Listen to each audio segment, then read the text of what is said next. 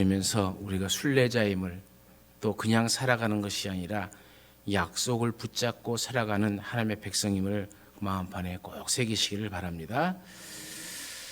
이제 가정의 달 마지막 주일이 되었습니다. 어린이 주일, 어버이 주일, 스승의 주일, 부부 주일을 거쳐서 마지막 가정의 주일을 보내면서 우리 가정에게 가장 필요한 말씀이 무엇일까를 다시 생각하면서 오늘의 말씀을 대합니다. 하나님이 아담과 하와를 창조하신 것은 한 몸이 되어 함께 사는 부부가 되라는 것이죠. 함께 산다는 것은 동행한다라는 말입니다. 한 집에서 살고 같은 음식을 먹고 같은 침대를 쓰고 여행도 함께 가고 예배도 같이 드리고, 다시 말하면 인생길을 같이 걷는 것을 의미하는 것이죠. 그런데 그 동행 관계가 깨지거나 금이 가면 외로워지고 고독해지는 것이 우리의 삶이죠. 그런데 그것보다 더 중요한 원리가 있습니다. 우리가 동행해야 되는데 동행함에 있어서 가장 중요한 원리가 있어요.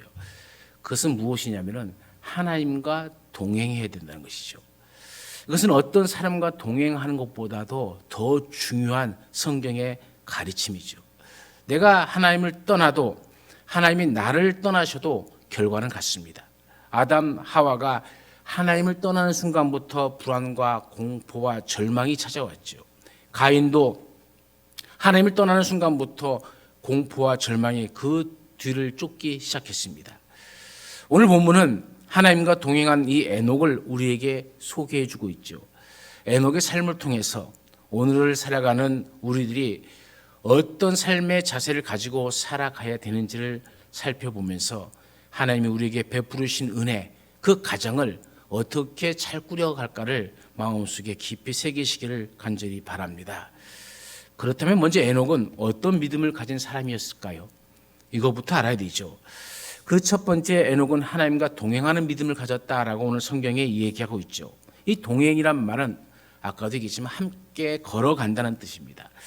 이것이 하나님의 본래의 마음, 인간을 창조하시고 그 하나님이 창조하신 그 본래의 마음, 인간을 향한 본래의 마음이 하나님과 인간이 언제나 동행하는 것, 늘 함께하는 것이었죠. 그러나 사람은 하나님과 함께하기를 거부하고 죄를 범합니다. 그래서 인간은 하나님의 곁을 떠났지만 하나님은 그래도 끊임없이 인간에게 손을 내미셨습니다. 그래서 다시 인간과 함께하기를 원하셨던 거죠. 성경에서 인간을 향한 하나님의 사랑은 바로 이 함께, 이 동행하고 있다는 것을 우리에게 알려주고 있죠. 그래서 예수님도 우리 가운데 오실 때에 임마누엘로 이 땅에 오신 겁니다. 임마누엘이 무슨 뜻입니까? 하나님이 우리와 함께 하신다는 뜻이죠. 이것이 바로 인간을 향한, 우리를 향한 하나님의 사랑이고 또 하나님을 향한 우리의 믿음이 되어야 될 줄로 믿습니다. 사랑하는 여러분, 오늘 우리도 하나님과 동행하는 믿음의 사람이 되시기를 바랍니다. 이사야 선지자는 이렇게 선포합니다. 내가 물 가운데로 지날 때에 내가 너와 함께 할 것이라. 강을 건널 때에 물이 너를 침몰치 못할 것이며 내가 불 가운데로 행할 때에 타지도 아니할 것이요 불꽃이 너를 사르지도 못하리니. 하나님은 평온할 때는 물론이고 힘들 때에도 우리와 함께 동행하십니다. 내가 물 가운데 걸어갈 때에도 불 가운데로 지나갈 때에도 하나님이 함께 하십니다. 그런 고통의 순간에 하나님은 나를 업고 가시고 있습니다. 사랑하는 성도님들, 오늘도 나와 동행하시는 하나님으로 큰 위로와 힘을 얻으시기를 간절히 축원합니다. 두 번째로는 에녹은 하나님을 기쁘시게 하는 믿음을 가졌습니다. 히브리서 11장 5절 말씀에 보면은 믿음으로 에녹은 하면서 하나님을 기쁘시게 하는 자라 증거를 받았느니라 이렇게 얘기합니다. 에녹은 하나님과 동행하면서 날마다 하나님을 기쁘게 한 사람이죠. 하나님과 동행하면서 하나님을 슬프게 하면 동행에 무슨 유익이나 의미가 있겠습니까? 에녹은 그렇지 않았습니다. 그는 날마다 하나님과 동행하면서 하나님을 기쁘시게 했습니다. 이것이 그의 놀라운 믿음이죠. 가만히 생각해 봅시다. 내 자신을 한번 돌아봅시다. 나는 하나님의 기쁨입니까? 아니면 하나님의 슬픔입니까? 나는 하나님의 자랑거리입니까? 아니면 문제거리입니까? 하나님의 기쁨이 되시기를 간절히 축원합니다. 그러면 어떻게 하나님을 기쁘시게 할 수 있을까요? 첫 번째로는 믿음으로 하나님을 기쁘시게 해드릴 수가 있죠. 히브리서 11장 6절에는 믿음이 없이는 하나님을 기쁘시게 하지 못한다고 이야기하고 있습니다. 하나님을 기쁘시게 하는 길은 우리의 믿음에 있는 것이죠. 내가 믿음의 사람이 되어서 믿음으로 생각하고 믿음으로 판단하고 믿음으로 말하고 믿음으로 행동하면서 믿음의 삶을 살아가면은 이것이 하나님의 기쁨이 되어진다는 겁니다. 하나님이 나를 보는 기준은 내가 얼마나 많은 재산을 가졌느냐, 얼마나 많은 학식을 가졌느냐, 얼마나 많은 권세를 가졌느냐에 있지 않습니다. 하나님은 우리의 믿음을 보시는 겁니다.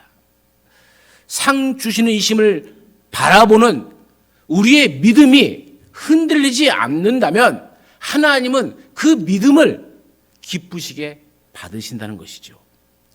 두 번째로는 경건 생활로 하나님을 기쁘시게 해드릴 수가 있죠. 경건 생활이 무엇입니까? 매일매일 삶 속에서 말씀과 기도, 예배와 찬송, 감사와 순종이 바로 우리의 경건입니다. 이런 것이 하나님을 기쁘시게 해드릴 수 있는 것이죠. 신앙 생활은 경건이 본질이고 핵심입니다. 이것이 빠지면 다른 것 아무리 잘해도 소용이 없다는 겁니다. 하나님은 우리를 부르시고 하나님과 깊은 교제와 대화와 사귐을 갖기 원하시는 것이죠. 이것이 하나님의 본심입니다. 하나님은 지금도 우리하고 이야기하고 싶어 한다는 것이죠. 우리의 삶 속에서 만약 이것을 추구하지 않으면 하나님을 기쁘시게 할 수가 없는 것이죠. 경건을 우선순위로 삼고 이것을 내 신앙과 삶의 중심으로 삼아서 이 삶을 추구하며 살아간다면 하나님은 우리를 바라보시면서 내가 너를 보니 참으로 기쁘도다 할 것입니다. 세 번째로는 바르고 참된 삶으로 하나님을 기쁘시게 해드릴 수가 있죠. 잠언서 21장 3절에는 의와 공평을 행하는 것은 제사 드리는 것보다 여호와께서 기쁘게 여기시느니라 말씀합니다. 하나님은 의와 공평을 기뻐하신다는 것이죠. 의와 공평의 기준은 내가 아닙니다. 내 생각에 의롭다 생각하는 것이 아닙니다. 내 생각에 공평하다라고 생각하는 그 공평이 아닙니다. 이 안에는 하나님의 마음과 하나님의 뜻이 있다는 것이죠. 하나님의 마음의 기쁨이 돼야 되고 하나님의 마음 속에 하나님이 의롭다 하시는 것을 의롭게 볼 줄 아는 것이 믿음이죠. 하나님하고 아무 상관없이 내 믿음, 내 의, 내 공평은 오히려 세상을 더 혼란스럽게 만들어가는 것이죠. 그래서 세상은 하나님을 기쁘시게 해드릴 수가 없는 것이죠. 오직 하나님을 기쁘시게 해드릴 것은 교회밖에 없습니다. 그런데 오늘날 교회가 하나님의 의와 공평 가운데 바르게 서 있습니까? 아니, 우리 개개인이 삶 속에서 정말 바르고 참된 삶, 하나님이 보시기에 바르고 참된 삶으로 우리가 나아가고 있는지, 나는 하나님을 기쁘시게 하는지, 아무쪼록 우리의 삶이 하나님을 기쁘시게 하는 그 삶으로 살아가기를, 그것을 선택하며 살아가기를 간절히 축원합니다. 마지막 세 번째로는 하나님의 뜻을 아는 믿음을 가졌기에 하나님은 에녹을 기뻐하셨죠. 에녹의 아들의 이름은 무두셀라입니다. 그리고 아들을 낳은 후 그의 삶은 달라졌습니다. 자기와 시대를 향한 하나님의 뜻이 무엇인지를 알았기 때문입니다. 그래서 그는 하나님과 동행했고 하나님을 기쁘시게 하는 자의 길을 거둘 수 있었던 것이죠. 믿음으로 사는 사람에게서 무엇보다 중요한 것은 날마다 나를 향하신, 그리고 우리 공동체를 향하신 하나님의 뜻을 아는 것이죠. 그런데 하나님의 뜻은 인간의 이기심 앞에 무너질 때가 많이 있습니다. 이스라엘 백성들이 하나님의 말씀대로 살았습니까? 사사기를 보십시오. 사사기의 마지막 결론이 뭡니까? 사사기 21장 25절입니다. 그때에 이스라엘의 왕이 없으므로 사람이 각기 자기의 소견에 옳은 대로 행하였더라. 우리 요즘 말로 번역하면 하나님의 사람이라고 하는 이스라엘 백성들이 지멋대로 살았더라. 그 얘기입니다. 디모데후서 3장 1절과 2절에서 바울이 우리에게 들려주는 말이 뭡니까? 너는 이것을 알라. 말세에 고통하는 때가 이르러 사람들이 자기를 사랑하고 돈을 사랑하며 자랑하며 부모를 거역하고 감사하지 아니하고, 이런 일들이 우리 가운데 나타나는 이유가 뭡니까? 사람이 자기밖에 모르고 돈밖에 모르는 존재가 되어버려 가는 것이지요. 그러면 하나님의 뜻을 우리가 어떻게 할 수 있습니까? 하나님의 뜻을 알아야 하나님의 뜻대로 살 수 있을 것 아닙니까? 그럼 하나님의 뜻을 어떻게 할 수 있겠습니까? 첫 번째가 말씀으로 알 수 있는 거예요. 하나님이 우리에게 주신 말씀에는 세 가지의 말씀이 있습니다. 첫 번째는 오신 말씀이죠. 예수님을 가리키는 겁니다. 케르그마라 이렇게 얘기하는 거죠. 두 번째는 기록된 말씀입니다. 기록된 말씀이 뭡니까? 성경이죠. 세 번째는 전해지는 말씀입니다. 그게 뭡니까? 설교입니다. 예수님과 성경과 설교를 통해서 우리는 하나님의 뜻을 분별하고 찾는 지혜로운 사람, 믿음의 사람이 되어야 됩니다. 성경을 읽어도 뒤돌아서면 안 읽은 사람하고 똑같고, 하나님의 말씀을 듣고도 안 듣는 사람하고 똑같이 살아가고, 예수를 믿는다 하면서 믿지 않는 사람과 똑같이 살아간다면 그런 사람은 하나님의 뜻을 분별할 수가 없는 것이죠. 성경은 모두가 우리를 향하신 하나님의 뜻을 보여주는 말씀이죠. 그래서 성경이 어떤 인물이나 사건을 보면서 그 속에 담겨있는 하나님의 뜻을 찾아야 됩니다. 하나님의 뜻을 아는 지혜가 있어야 됩니다. 하나님의 뜻은 이 말씀을 통해 임하는 것이죠. 그리고 그 말씀에 내 생각, 내 이성, 내 논리를 다 쳐내고 오직 말씀만 순수하게 남아서 그 말씀에 순종하는 삶을 살아가는 삶, 그것이 바로 믿음의 삶이죠. 하나님의 뜻을 찾는 것이 지혜로운 삶입니다. 그 뜻을 알고 행하는 것이 믿음의 삶이죠. 에녹처럼 많은 믿음의 사람처럼 하나님의 뜻을 구하는 자가 되어야 될 줄로 믿습니다. 두 번째로 하나님의 뜻을 찾는다는 것은 우리에게 나타난 모든 일을 하나님의 뜻으로 받아들일 수 있는 것을 의미합니다. 우리의 삶에는 도저히 우리 힘으로 어찌할 수 없는 것들이 있습니다. 그런 것들이 걱정과 염려로 엄습해 올 때, 때로는 아픔과 고통으로 다가올 때에 그것을 하나님의 뜻으로 받아들여야 됩니다. 주어진 현실을 수용해야 됩니다. 그럴 때 우리는 이길 수 있고 극복할 수 있습니다. 이것이 믿음으로 사는 사람이 가질 자세입니다. 우리가 잘 아는 요셉을 보십시오. 요셉에게는 위대한 꿈이 있었습니다. 하나님이 주신 비전입니다. 그런데 그의 삶은 형들에게 팔리고 누명 쓰고 감옥에 갇히고 온갖 배신을 당하고 어려움 속에 처하게 되어집니다. 하지만 요셉은 그 모든 것을 하나님이 주신 것으로 수용합니다. 그리고 그 모든 것을 통해서 이 수용이 가능할 때에 사람들은 거기서 배우기 시작하는 겁니다. 요셉은 배웠습니다. 종살이 하면서 한 가정을 다스리고 가문을 다스리는 것을 배웠고, 감옥살이 하면서 한 나라가 어떻게 다스려지고 운영되어지는 것을 배웠습니다. 그리고 마침내 그 배움이 끝났을 때에 하나님은 그를 높여서 애굽의 총리가 되게 하셨고, 그 왕보다, 바로 왕보다 더 큰 권세를 가지겠다고 성경은 분명히 우리에게 알려주고 있지 않습니까? 에녹은 아들을 낳았습니다. 그리고 그 아들을 낳는 환경 속에서 깨달은 진리가 있습니다. 그것은 바로 하나님의 심판이 다가오고 있다는 것이었죠. 그것을 우리가 어떻게 알 수 있습니까? 그 아들의 이름을 무두셀라라 지은 것에서 우리는 충분히 찾을 수가 있습니다.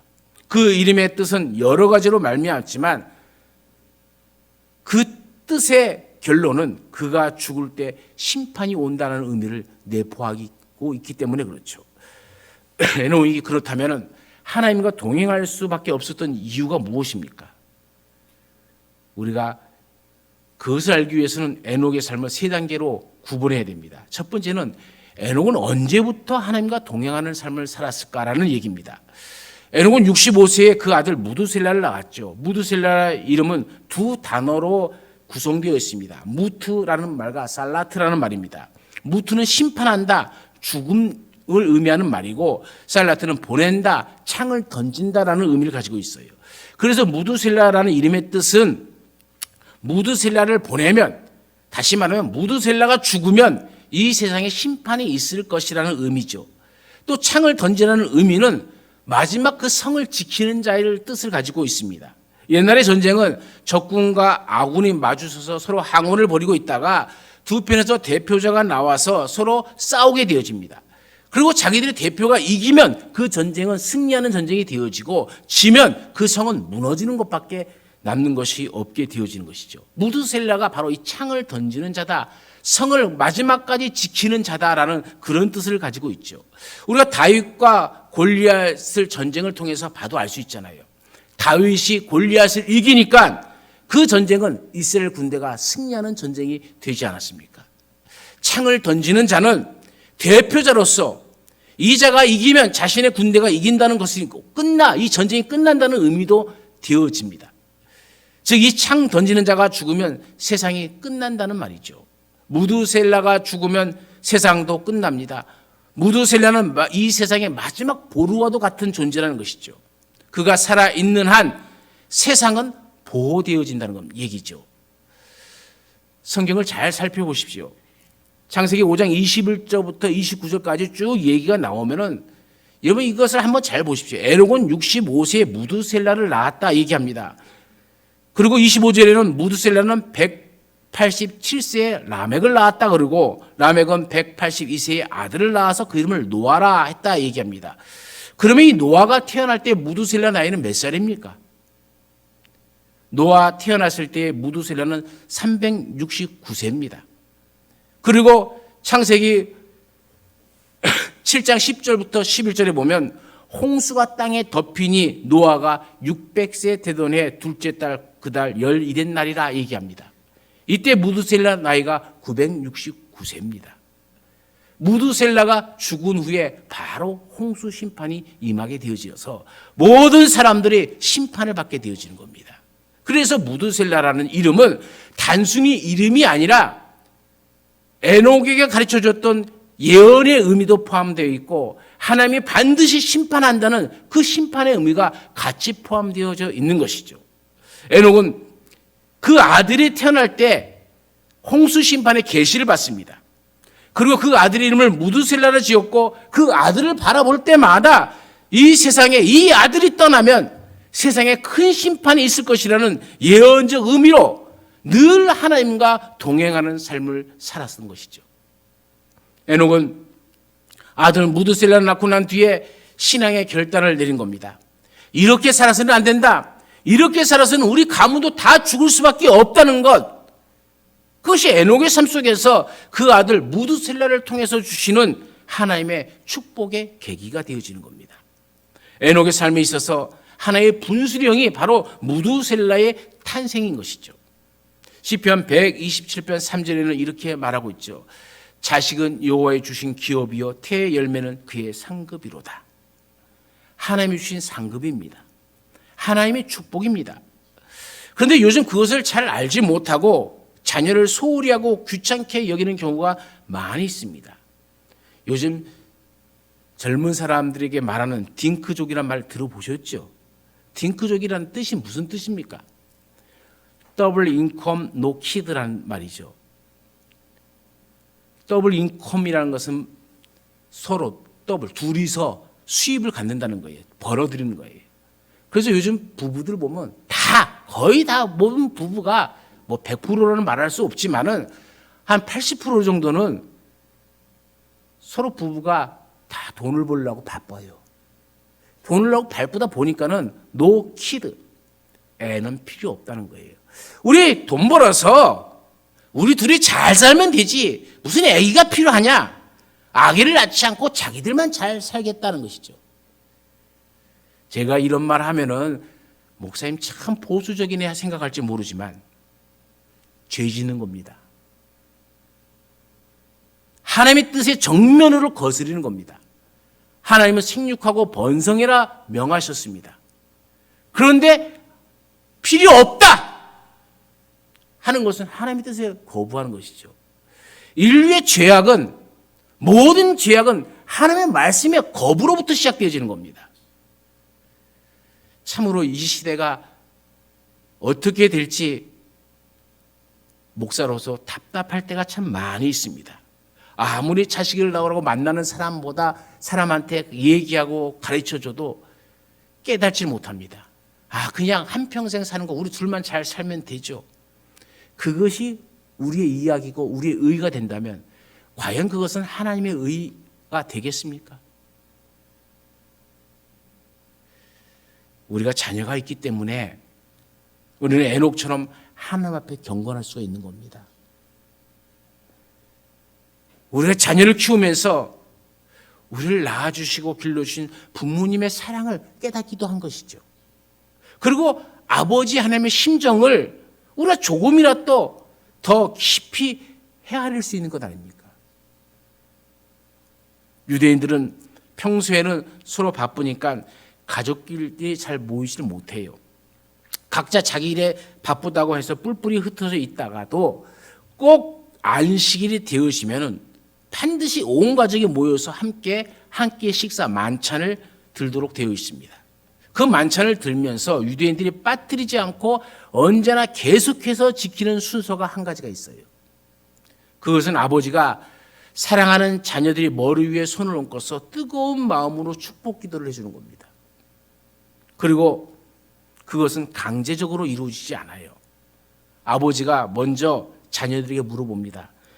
얘들아, 내가 너희들 머리에 손을 얹고 축복하는 기도를 해주고 싶은데 너희들이 내 기도를 받겠느냐? 물어봐요.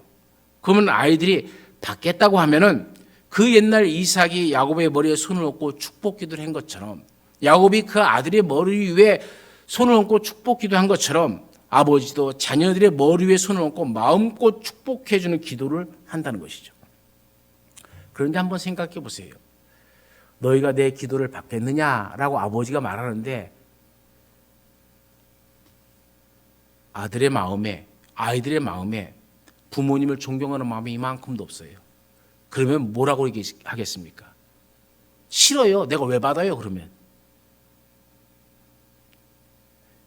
세상에 그런 망신이 없겠죠. 그래서 정말 거리낌 없이 자녀들에게 마음껏 축복할 수 있도록 부모들이 일주일 내내 하나님 앞에 경건하게 살 수 있도록 노력해야 된다는 것이죠. 그래서 자녀가 복이라는 겁니다. 유대인들이 다른 사람들에게 자기 아버지를 소개할 때 어떻게 하는 줄 아세요? 저희 아버지는요, 이렇게 얘기하면은 제대로 교육을 받지 못한 사람이에요. 그러면 어떻게 얘기하겠습니까? 이렇게 얘기하는 사람이 교육을 잘 받는 사람이에요. 저희의 스승이신 아버지는 이렇게 얘기합니다.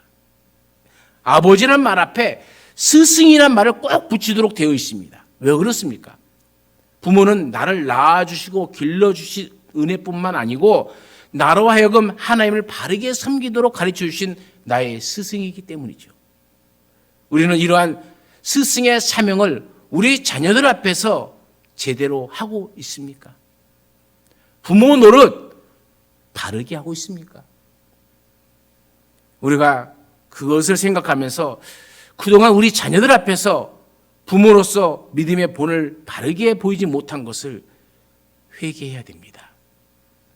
그리고 이제부터라도 우리가 에녹처럼 하나님과 동행하는 삶을 살아가면서 우리의 자녀들 앞에 믿음의 가마를 보일 수 있는, 아버지 내 머리에 손을 얹고 기도해 주세요라고 자녀들이 말할 수 있는 그런 복된 가정을 만들어 가시기를 간절히 축원합니다.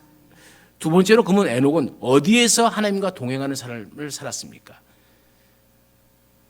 에녹이 하나님을 찾기 위해서 깊은 산속에 들어갔습니까? 에녹이 경건한 삶을 살기 위해서 세상과 동떨어져서 자기 혼자 살았습니까? 아니죠. 22절 말씀에 보면 무드셀라를 낳은 후 300년을 하나님과 동행하면서 자녀를 낳았다 이렇게 합니다. 하나님과 동행하면서 자녀를 낳기 위해서는 가정에 머물러야 되는 거예요. 에녹은 자기 가정 생활에 충실하면서 경건한 삶을 살았던 것이죠. 아침이 되면 일터로 나갔을 것입니다. 저녁이 되면 집으로 돌아왔겠죠. 가정 생활 속에서 하나님과 동행하는 삶을 살았던 것이죠. 가정과 경건은 절대로 별개의 것이 아닙니다. 여러 해 전에 시한부 종말론이 나왔죠. 그들은 휴거를 준비한다고 하면서 어떻게 했습니까? 가정을 내팽개쳤습니다. 직장도 다 내팽개쳤습니다. 그리고 오직 기도만 한다고 자기들끼리 모여서 주 예수여 어서 오시옵소서 하고만 매달렸습니다. 그것은 결코 하나님이 기뻐하시는 일이 아닙니다. 하나님이 우리에게 원하시는 것은 에녹처럼 가정과 일터에서 하나님과 동행하며 경건한 삶을 사는 것이죠. 그것이 하나님이 원하는 삶입니다. 참된 경건이죠. 사도 바울은 에베소 5장 18절에 이렇게 말합니다. 오직 성령의 충만함을 받으라. 여러분, 성령 충만한 삶이 무엇입니까? 방언이나 하고 신의 은사를 받았다고 기도해서 병이나 벌컥 되고 낫게 하는 그런 행위가 성령 충만한 삶입니까? 사도 바울이 말씀하는 성령 충만한 삶은 그런 것이 아닙니다. 우리의 가정 속에서, 우리의 일터에서 경건한 모습을 보이면서 어제와는 다른 믿지 않을 때와 다른 믿음의 변화된 모습의 삶을 살아가는 것이 바로 성령 충만한 삶이죠. 그래서 바울은 우리에게 성령의 충만함을 받으라 권면하면서 그 뒤에 무슨 이야기가 나옵니까? 남편과 아내의 삶에 대해서, 또 부모와 자녀의 삶에 대해서, 상전과 종의 삶에 대해서 우리에게 설명해 주는 겁니다. 성령 충만한 사람은 부모 간의 종과 주인과의 관계 속에서, 부모와 자녀과의 관계 속에서 이렇게 살아가는 것이다라고 이야기하고 있는 것이죠. 그게 성령 충만입니다. 미국의 유명한 부흥사였던 무디는 이런 말을 했어요. 나는 다른 사람들로부터 존경을 받지 못해도 결코 불행함을 느끼지 않을 것이다. 그러나 만일 내가 내 사랑하는 자녀들로부터 존경을 받지 못한다면 나는 이 세상에서 가장 불행한 사람이 될 것이다. 우리의 가정에서 경건한 모습을 보임으로써 존경받는 부모가 되어야 됩니다. 가정에서 경건하지 못하면 아무 소용이 없습니다. 성경에는 완전한 아버지의 이미지가 잘 나타나 있죠. 곧 하나님 아버지의 모습이죠.